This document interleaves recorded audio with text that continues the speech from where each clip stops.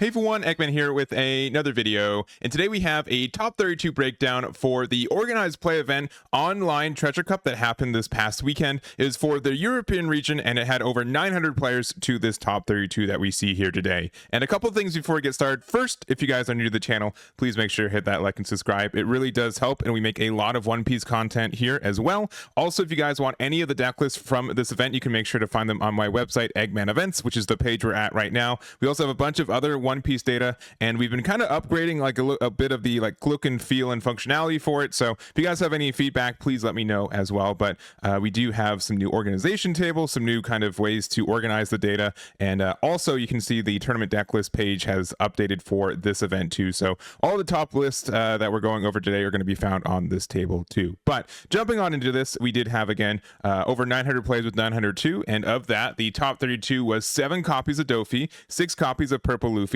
6 copies of the Stardeck 13 Luffy, 4 copies of Robilicious, 4 copies of the Stardeck 10 Luffy, 2 copies of Enel, a Teach, a Perona, and a Smoker as well. And I will say, like, there was a good amount of Doflamingo, and it did end up winning the event, but you didn't really see like a good amount of it going past how many people brought it, right? We do have the total leader data, which I do appreciate. All this data is also from Limitless too, so you can make sure to check out their page too. But I will say, like, the fact that we had this many Doflamingo players and this many in the top, like, it was ratio compared to like Shanks not even getting into the top 32, which I thought was remarkable. Purple Luffy and Black Yellow Luffy kind of hit a little bit higher. We had Robilicious about the same, Cheech a little bit underperforming, Enel around the same, and then also we did get a good bump in Stardeck 10 Luffy, which I'm excited to talk about. This is my favorite deck in this format, and this is the first weekend that it's really kind of performed in this meta too as well. So if you guys want any more of the data, you can check it out there as well. We are going to go over the top placing list for each one of these leaders, and again, all of these leaders are at the bottom of the page. You can find them here, and you can also search them by leader. So if you want to see all the Smoker builds, they're right here. If you want to look at all of the Stardeck 10 builds too, which I would be a little bit more inclined to do, you can see all 4 of them as well. So make sure to check that out if you haven't already. But our first place list is Martin's version of Donquixote Doflamingo, and I don't have a lot to say about this deck. It's pretty clear this is the best, at least if not the best deck in the format, the most popular deck in the format. Additionally, the fact that, you know, there's not a lot of build diversity now. I think most people have kind of settled into the key cards for the deck and the ratios. I think like one of the stronger cards for the deck that some people don't play all the time is Jozu. It's kind of fluctuating between 0 to 4 copies. We're playing 3 for this build, and then we have, you know, a good amount of 1-drops. 11 between Perona, Sengoku, and Bucky, and then the rest is just kind of how it is. So not a lot we can kind of change from Doflamingo. I think it's pretty understood what the list looks like and how good it is, and congratulations to Martin for their 10-0 with Doflamingo. And then next up you got Purple Luffy. So this is Duck's version of the deck here, and I think this deck got a little bit better, at least rating wise. I think this past weekend it showed up pretty well for this event, and we are going to go over the core TCG event tomorrow as this video drops. I'm just still working on the data for it, but it did really well in that event as well. So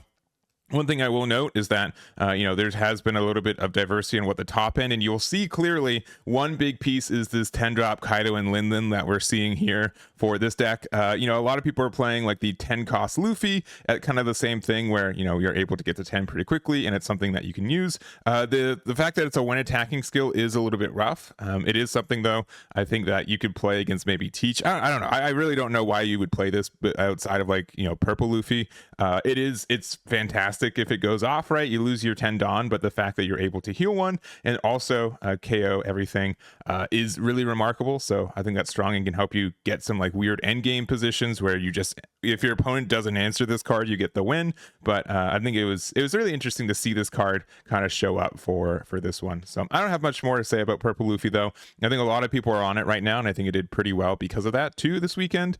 Top end is mostly like Sanji's been added, Luffy Taro, and then people have been kind of bouncing around if they're adding Lin-Lins, if they're adding the 9-drop Luffy, which this card I think is super strong for the deck too. If you're able to play it on curve, like this 10k attack coming in every turn is really great. And yeah, we're going to definitely see a lot more Purple Luffy. So not much more to say, but congratulations to Duck for their finish with Purple Luffy. The next up, we got Robilicious. We have DARKSIDE with their version of it. And Robilicious been kind of in a weird spot in this meta. You know, it's been so dominant since release as one of the strongest decks, if not the strongest deck in the format. It did have a pretty rough matchup into BlackYellow-Luffy up to this point, and BlackYellow-Luffy is still around, but I don't think it's as around as it was in OP08, at least the end of OP08 too. So Robilicious is kind of a weird deck that does, you know, is probably one of the better matchups into Doflamingo, even though it's sometimes like a loss still. Dofi just still goes off. But we have just a lot of chances to get removal for their key pieces. Some notable things from this build of it, though. We are only playing 3 copies of Robilicious, which I thought was interesting. This is one of our better removal cards. It is really searchable, and it does sometimes get stuck in our hand. So I think like it's not too, you know, rare to say we're going to gamble into finding this card eventually. And we usually don't want to play it on curve either. So I guess that, you know, that's kind of fine for that, especially since we are playing 5 copies of this Kaku. This does kind of feel a little bit better, especially if we go first against something like Doflamingo. We can attack with our leader and play this Kaku, and the fact that Kaku can't get bounced back to our hand, I think, is impactful for that matchup. And you know, is able to get rid of a 4 cost too at the cost of, you know, some Cypher pulls into the bottom of our deck. And then the inclusion of the 5-drop Luffy as well. This card is pretty good at getting removal and getting removal around protection effects too. So not a bad card to play on curve where your opponent kind of has to answer it. And if they don't, this can get some kind of good value swing. So I like the idea of kind of maybe focusing on our 5 costs a little bit more. Doflamingo can't bounce them back to hand with Trafalgar Law, which means you get a little bit more value with it. And then our top end is 3 Jacks, 4 copies of Moria, and then 2 copies of Kaido, which I do like this card too. I think it helps out against specifically Blackbeard since it does have an activate main, so that this with an Ice Age is able to get rid of a 10-drop Teach. It's a little bit expensive because you kind of have to like discard 2 cards from hand.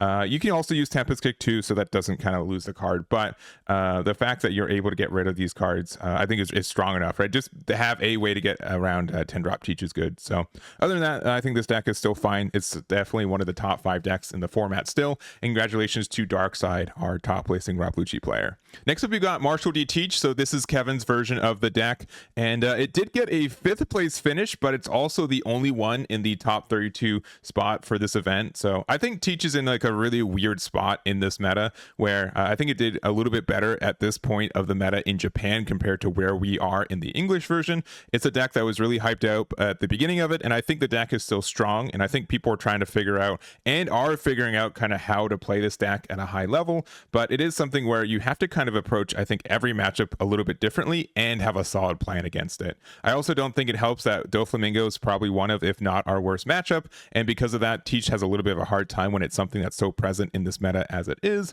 But the other thing is that we don't have a lot of build diversity, I think, allowed for this deck. Most people have like, you know, 3 or 4 tech spots in their builds for additional cards. I would say for this one, it is 1 copy of Iron Body. So counter up to one of your leaders or characters gains plus 4k power during this battle. Then if you have 10 or more cards in your trash, which is pretty easy for us, then you get an additional plus 2k during this battle. So pretty, not too bad. And then also the triggers, you get plus 1k, so you can turn into a 6k leader. And then also 2 copies of Tempest Kick. I've been seeing a good amount of people playing this card. It just kind of helps us get things into range. Again, we do fill up our trash moderately quickly since we have a lot of ways with our leader effect, with My Era Begins, putting the rest in the trash, as well as Full of Lead. All of these cards let us, you know, put cards into our trash and helps us get there, which we already want to do. Burgess is a really, you know, powerful card once we have like 8 cards plus in trash, and that does help us just get there. And then once you know, our Tempest Kick and our Iron Bodies get a little bit stronger because of it. So I think Teach is still good. I think it's going to be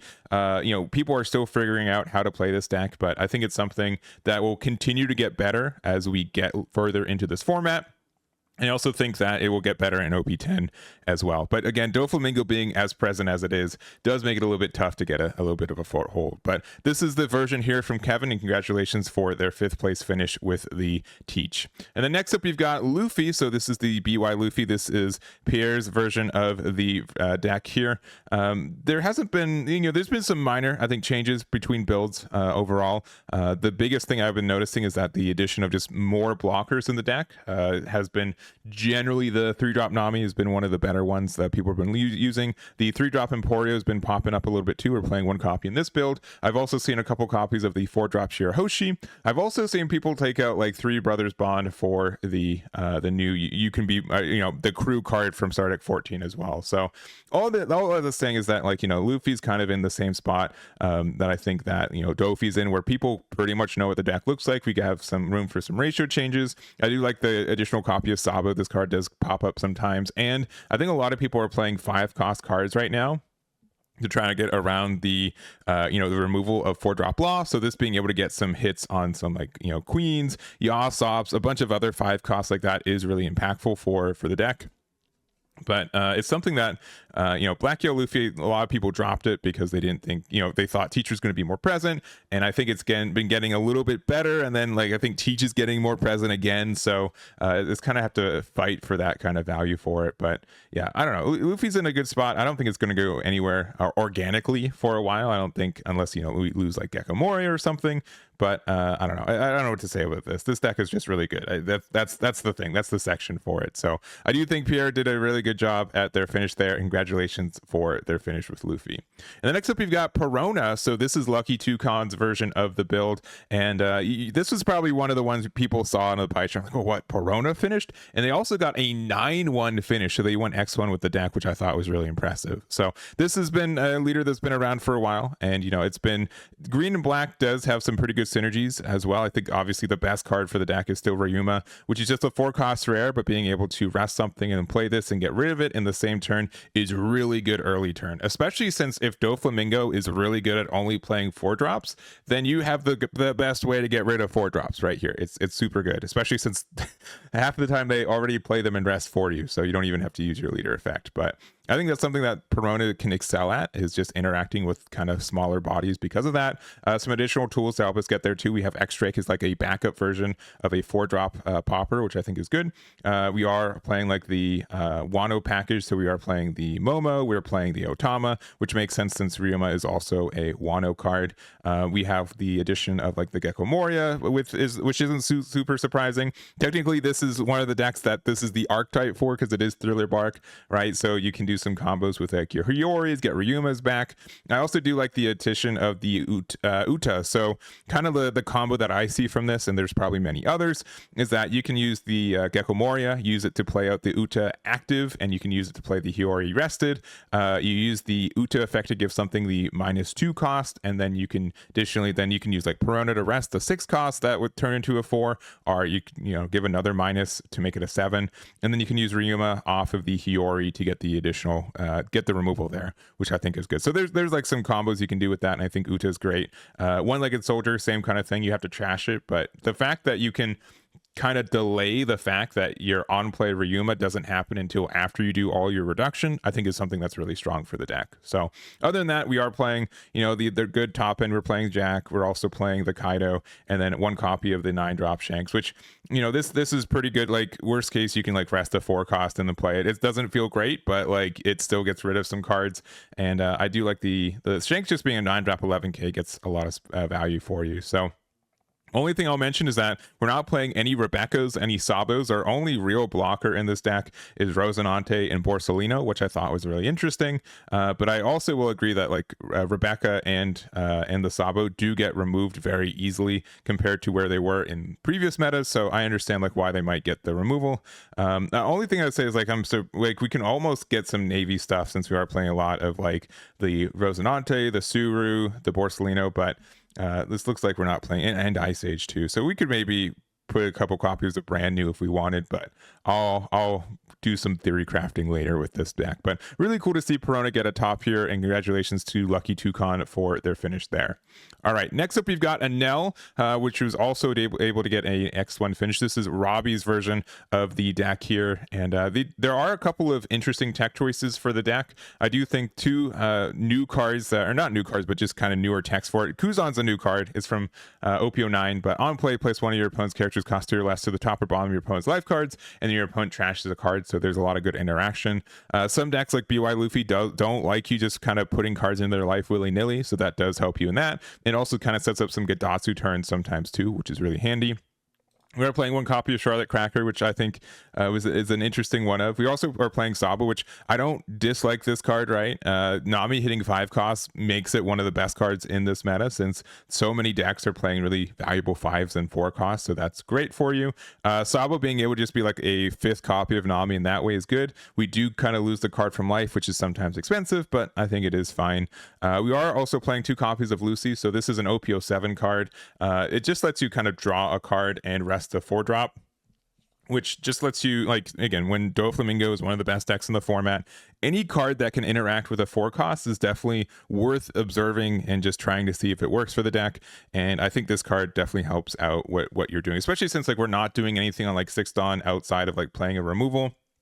So like just having like a backup card to do that, I think is helpful. So last card is the Darashi, which does find like half your deck, just 2 cards with trigger you get to add to, which means I kind of wish instead of Saba we played like Rocket Luffy. I think both of those could be in the same spot, since you know we are playing a good amount of cards with trigger, but just being able to find another card with removal for a trigger is good. Though again, this does hit a 5 cost, which does put more things into range of the effect of the Sabo. So anyways, and then finally we just have the Raigo, which our Kingdom Come, which you can find off Darashi too. So it is a bit expensive, but you can Darashi, you can find it, and you can pop something, which is really nice as well. So I think this deck is in an okay spot. Doflamingo is definitely our best matchup, and really it's just kind of having to overcome the other matchups that exist outside of that, but I think it's still in a good spot. So this is Robbie's build. Congratulations for their X1 finish with Enel. And then our first X1 is a red and purple Luffy, which I'm super happy to see it get a top 32 finish for this event. This has been my favorite deck in this format so far, and before this weekend it just hasn't really topped a big event in the English version of this game. So this has been a pretty similar build. I also will really quickly, I kind of want to go over all the 4 builds so for this, but the highest build is Szychu's version of it, which this has been pretty similar to the builds that I've been running in particular, where we do play like the Sanji, which is like a good 7 cost for us on top of like the Useless Captain Kid. We play like Linlin, and then we also play the Beckman. And the biggest thing that they're doing that I haven't done is they've kind of just doubled down and like, I'm going to ramp with the event card with the It's to Died For, our lead performer disaster, and then we can just get to our top end a little bit more consistently. Like Zorojuro doesn't can get removed. It's a bit of a high roll. If we do see it, we get the advantage for it, but if we don't, it feels kind of bad. So I do agree with that. And then we do have like a lot of cool defensive tools too. So Linlin to be able to just heal 1. Additionally, we have ways to like, playing the 7-drop kid, and then also use the Shanks to get things like -1 and then wear like a 7k leader. Like that's really good, and we can use the leader effect to then have a Dawn open for Gum Gum Giant. Like we just can't lose if we get that set up. It's really hard for most decks to really interact with a situation like this. So you'll see like there's a lot of different flavors, but a lot of them kind of have the same kind of core for what the deck looks like, where we kind of do have a bit of the top end. Most people were playing like a bunch of the ramp events as well, which I thought was impactful. Also playing like 8-drop Dragon, I think is a really good tech card, and even like a copy of 10-drop Luffy can be good. We also do see like this is just like low to the ground. We're gonna get there, right? It's like super rush, right? We're playing 4 copies of Sanji, 4 copies of Luffy, 4 copies of Shanks, and then also just additional copies of the ramp cards. And then lastly, a little bit more of a control build and ways to get ramp with like the Brûlée. We are playing 1 copy of Edward Newgate in this build, but I've been saying for a while, I don't think 9-drop Newgate is the best card in this deck. I think it's a little bit of a bait for it. So to see 3 different copies of Red Purple Luffy go X2 in a 900 person event without Newgate, I think it's just kind of shows that I think the card is not as good as some people are thinking for a deck like this. So, but it also just kind of depends on how you want to play it. I think this is one of the openest kind of ways. Like this deck is still really open for deck building, which is why all 3 builds are pretty different when you looked at them. Even though they had like a good core of like 30 or 35 cards, you can definitely kind of tailor it to where you want to see it. So other than that, I'm really happy to see Red Purple Luffy. Congratulations to all 4 of our players. and also Szychu for their finish with 11th place with this one. So then lastly, we've got Smoker. This is Javier's version of the deck here, and you know, Smoker has been it's been trying to do its best. I would say the star deck did help a lot. Tashigi is like a super broken card, man. If this card, like if Rob Lucci had like the same interaction with a card like this, that deck would be incredibly good right now. I couldn't really think of a bad matchup or like deck or anything for the deck. The deck would just be cracked right now. But without it, you know, Smoker I think is in a good spot. The only issue is that it's very tempo based, and the other thing is that it has a hard time kind of setting your trash, where Rob Lucci gets to do it for free, right? Rob Lucci usually gets to get 4 cards into their trash very easily without any like additional cards. We need to kind of see our Sengoku are brand new, and even if we do, we put, you know, Navy cards into our trash, or sometimes those aren't the cards we need in there. So I think that's something that hurts the deck, but we are able to be a little bit more aggressive leaning. The fact that Smoker becomes a 7k very quickly and easily, I think, is impactful.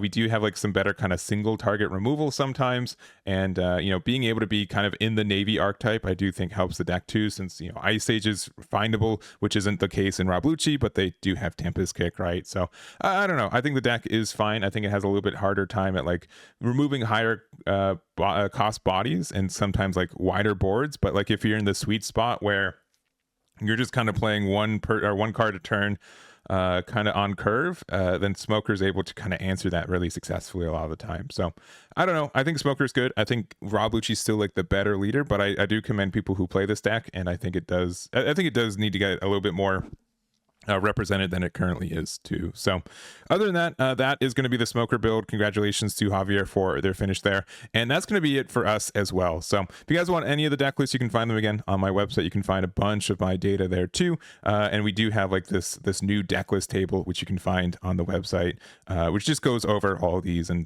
there's even like a new filter option for you guys for looking through this. But anyways, that's going to be it for us. Thank you guys so much for watching. I really do appreciate it, and I'll catch you all next time.